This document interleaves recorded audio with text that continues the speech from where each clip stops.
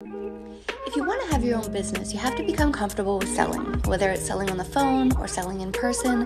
Being your own business owner just comes with selling. Now, here's the thing. A lot of introverts and shy people think that they would make terrible salespeople, but I want to tell you a story. So growing up, I was always very shy and introverted, and my dad was the opposite. He was an amazing salesperson, and he often tried to kind of push me out of that. Okay, so fast forward 20 years and 30. In my 30s, I started to get into sales, and at first I thought I would be horrible at it, right? I'm shy, I'm introverted, I'm going to be the world's worst salesperson ever. Well, fast forward to today, and I've now closed millions of dollars of business, all right?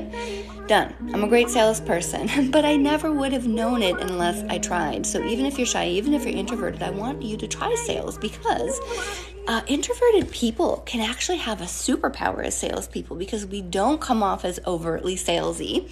Our mannerisms instill people's trust. So I just want to make this video so that if you're someone who does want to have a business, but you really worry about how good you would be at sales, I really encourage you to try it anyway, because you may be like me and have some really pleasant surprises in terms of your ability.